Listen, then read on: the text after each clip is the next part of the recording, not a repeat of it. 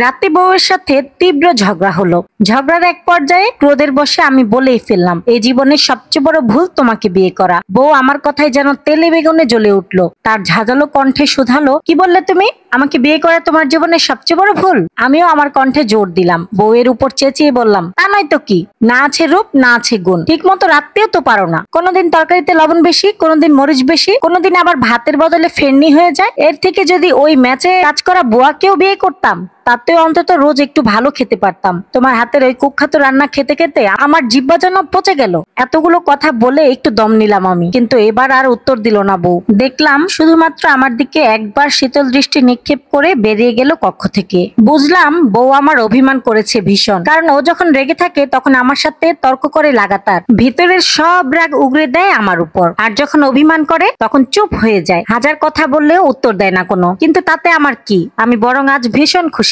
কতদিন পর বউয়ের সাথে তর্কে জিততে পেরেছি, দুই চার কথা শোনাতে পেরেছি তাকে। তাছাড়া ঝগড়া তো আর আমি আগে শুরু করিনি, সেই তুচ্ছ একটা বিষয় নিয়ে আমার উপরে চড়াও হয়েছিল প্রথমে। বেশ অনেকদিন পরে বউকে বাকযুদ্ধে হারিয়ে ফুরফুরে মন মেজাজেই আজ ঘুমাতে গেলাম আমি। কিন্তু এ কি, ঘুম আসছে না যে, বুকটা খালি খালি লাগছে ভীষণ।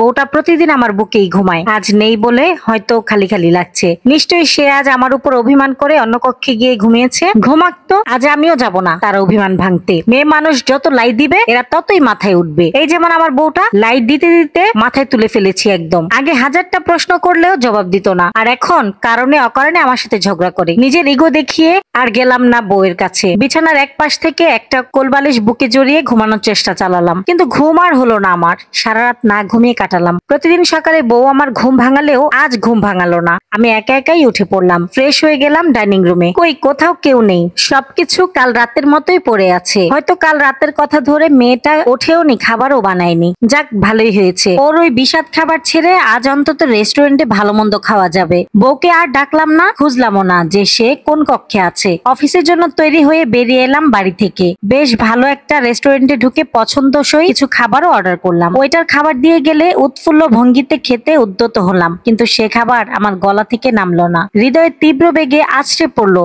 বউটা খেয়েছো তো আমার? আসার সময় একবার দেখেও আসলাম না মেয়েটাকে। মেয়েটা নিশ্চয়ই আমার সাথে অভিমান করে না খেয়েই আছে। খেতে চেয়েও কিছু খেতে পারলাম না আমি। ওয়েটারকে বলে খাবারগুলো প্যাক করে নিয়ে বেরিয়ে এলাম রেস্টুরেন্ট থেকে। রাস্তায় হাঁটতে হাঁটতে ভাবলাম কল দেই বউকে, একবার জিজ্ঞেস করি খেয়েছে কিনা। কিন্তু নিজের ইগোর কাছে হার মানলাম পরক্ষণেই। ভাবলাম ঝগড়া তো কাল আমি একা করিনি, সেও করেছিল। সেই তো ঝগড়া আগে শুরু করেছিল, তাহলে আমি কেন তাকে আগে কল দিব, আগে কথা বলবো। আর কল দিলাম না বউকে। খাবারগুলো রাস্তার পাশের কিছু অবহেলিত মানুষকে দিয়ে গেলাম অফিসে। সেখানেও কোনো কাজে মন বসাতে পারছিলাম না আজ, আবার নিজে ইগো ভাঙতে পারছিলাম না। শেষ পর্যন্ত ভাবলাম ফেক আইডি থেকে বউকে খোঁজ খবর নেওয়া যাক, তাতে বউ আমাকে নিশ্চয়ই চিনতে পারবে না, বউয়ের খোঁজও পাবো আর ইগো ভাঙবে না। যেমন ভাবনা তেমন কাজ, ফেক আইডি থেকে বউকে মেসেজ করলাম। বউ এসএমএস দেখলোই না। একবার দুইবার তিনবার কতগুলো এসএমএস করলাম, ওপাশ থেকে কোনো সাড়াই দিল না। আমিও দমার পাত্র নই, একের পর এক কমপক্ষে 30টার মতো এসএমএস করলাম বউকে। শেষে বউ বিরক্ত হয়ে উত্তর দিল,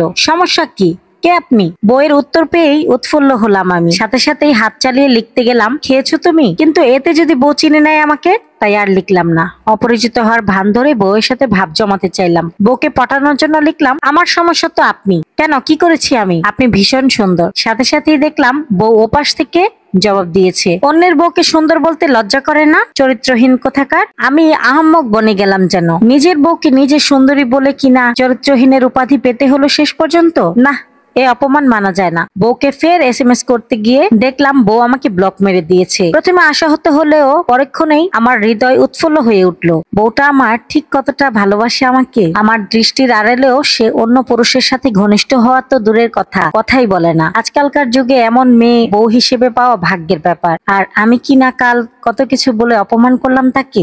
সকালে একবার না দেখি চলে এলাম। মনের ভেতরে অনুতাপ বোধ জাগ্রত হলো। নিজের ইগোকে ছুঁড়ে ফেললাম বাইরে। অফিস থেকে জরুরি ভিত্তিতে ছুটি নিয়ে রাস্তায় বেরিয়ে পড়লাম। দোকান থেকে 2 প্যাকেট বিরিয়ানি, বেলি ফুলের মালা আর 2 মুঠো চুড়ি নিলাম বউয়ের জন্য। বউয়ের অভিমান ভাঙাতে হবে যে, আর তারপর খাওয়াতে হবে। বাসার দরজার সামনে দাঁড়িয়ে কলিং বেল বাজালাম। খানিক বাদেই মলিন মুখে বউ দরজাটা খুলে দিল। মেয়েটার মুখটা দেখে হৃদয়টা আমার কম্পিত হলো, যেন এক রাতেই মেয়েটার মুখশ্রী কেমন চুপসে গেছে। কাঁদতে কাঁদতে চোখ ফুলিয়ে ফেলেছে। বউ আমাকে দেখেই উল্টো হাত ধরলো। আমিও সময় ব্যয় করলাম না, কোন রকম দরজাটা আটকেই পিছন থেকে জড়িয়ে ধরলাম বউকে। বউ ছিটকে সরে যেতে চাইলো আমার বাঁধন থেকে। আমিও কম যাই না, শক্ত করে জড়িয়ে ধরলাম বউয়ের ছোটখাটো কোমল দেহটাকে। অপরাধীর কণ্ঠে বললাম, সরি বউ, মাফ করে দাও, আমি কাল খুব বেশি বলে ফেলেছি।